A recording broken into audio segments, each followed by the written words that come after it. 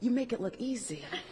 We know that it's not easy, but you made it look easy. What is your strategy going? Execution. I think we prepare all year for this. My coach gets me ready for these moments, and we practice all the scenarios, so it's really just executing. It may look easy, but I promise you it hurts, and it's a lot of focus and hard work. She trains hard and executes flawlessly. No wonder she is the undisputable champion in the 400-meter hurdles. Well, that's Sydney McLaughlin-Levrone for you. It doesn't even come as a surprise that she concluded her Paris Olympics experience with 2 gold medals. Yep, 2. And she isn't nearly done. Just a quick recap, the American champion raced in 2 events at the recently concluded Summer Games. Her specialty, the 400-meter hurdles, and as the second leg in the 4x400-meter relay race. She then proceeded to run explosively at both events, and ended up winning 2 gold medals to add to her already remarkable collection.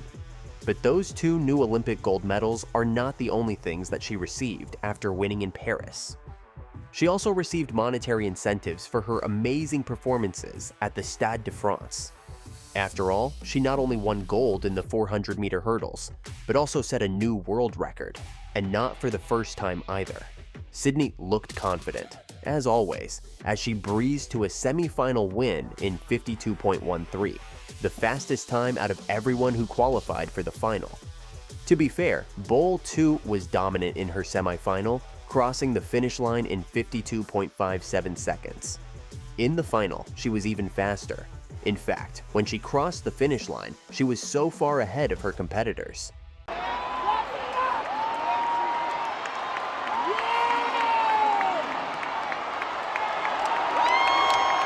As you can see in this picture, she was so far ahead that none of her competitors, world-class hurdlers themselves, weren't even in the frame when she crossed the line. Needless to say, the American champion once again ran a blisteringly fast race to win the Olympic Games Paris 2024 women's 400-meter hurdles, gold medal in a new world. Record time of 50.37 seconds. Note that it was the 5th time that Sydney had lowered her own world record. What's more, with her Paris win, she became the first woman to go back-to-back at the Olympics in the event since it made its debut at Los Angeles 1984. And the gold medalist in a world record time of 50.37, her 6th world record. She's the only 2-time winner of this event, and this was the 100th medal in the Olympics for the United States. Here's a closer look at her record-breaking wins. Arguably, for Sydney, her only real competition is herself. She has, without a doubt, come a long way since her Olympic debut at the Rio Games as the youngest US track athlete in more than 4 decades. Case in point, she helped Team USA to another win in the women's 400-meter relay race. The American quartet of Gabby Thomas, Shamir Little, Sydney McLaughlin-Levrone, and Alexis Holmes were dominant on the track. So much so that the United States blazed to the gold medal in the Olympic women's 4x400 meters relay on Saturday. The Americans clocked 3 minutes 15.27 seconds, narrowly missing the world record set by the former Soviet Union in 1988. While they were not able to break the world record this time, they were definitely close enough to do so. It is also quite evident how strong of a runner they are that all the others were trailing far behind Holmes to the finish line. For Alexis, Little, Thomas, and McLaughlin-Levrone ran with all their might, so Holmes would be well ahead of their competitors. In fact, right off the bat, they were faster than everyone else, especially after the handover to Sydney. American Sydney McLaughlin-Levrone, the Olympic champion in the individual hurdles, had a clear lead. And so, with this win, Sydney managed to bring home 2 gold medals and set a new world record. So how do these translate money-wise? It's no secret that US athletes don't make a lot of money for an Olympic gold. Unlike other countries, each gold is worth $37,500. For comparison, a gold medal for Singapore is worth about $737,000. Quite a difference, right? Although there are perks beyond the games like endorsement deals for American medalists, some athletes in other countries get everything from cows, cars, and $1 million bonuses. So it came as a welcome news that for the first time, track stars had extra monetary incentive to win gold.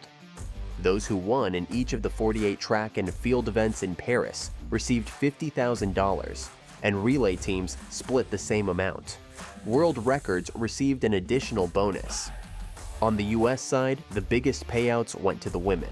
McLaughlin-Levrone was at the top of all athletes, with $160,000 after winning 2 gold medals, one in the 400-meter hurdles with a world record time, and one in the 4x400-meter relay. It's great to see these gold medalists cash in on their amazing performances. They trained hard for it after all. You'd think that after the honor she brought the country, fans would be happy and would continue to root for her. That wasn't the case, however. Her absence from the Lausanne Diamond League has stirred up quite the buzz in the track space. The moment the Wanda Diamond League's schedule was released, revealing that McLaughlin-Levrone wouldn't be competing in the 400-meter hurdles, social media lit up with speculation and critique. One commenter quipped, "Sydney has gone back into hiding," while another declared, "Time for Femke to dominate once again." Needless to say, her absence from the Lausanne Diamond League has elicited mixed reactions from fans.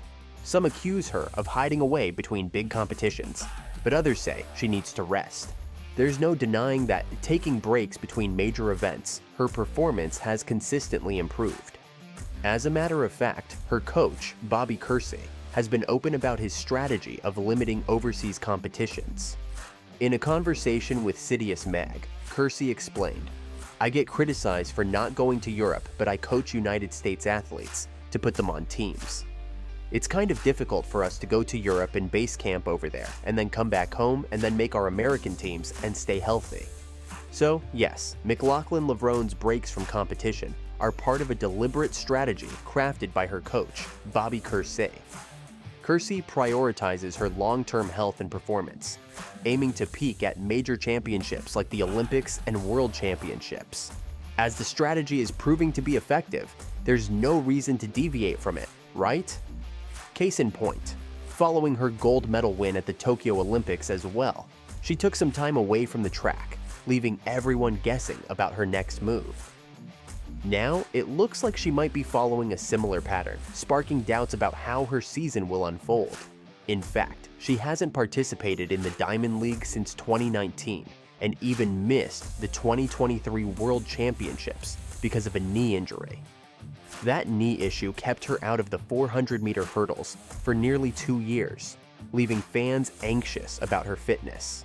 After her performances in Paris, it is highly doubtful that people still question Sydney's capabilities. In conclusion, although Sydney takes it slow, every time she has returned from a break, her performance has never faltered, and she has reaped equal success in different formats. Take the LA Grand Prix, for instance. Sydney's victory in the 200-meter with a personal best time of 22.07 was a shocker. And she did that by defeating a field that had runners like 2024 200-meter gold medalist Gabby Thomas and double relay world champion Abby Steiner. It seems it is Sydney's strategy to amply rest herself between 2 high-intensity races, then priming herself with shorter distance runs. While it may feel unfair to the fans who want to always watch her, it's Sydney's prerogative to look at what's best for her career. The extraordinary performance she has given time and time again is a testament to the fact that she knows what she's doing. So her fans, and critics, should definitely stand down and let Sydney do her thing if and when she's well and ready. Watch this for other Paris happenings.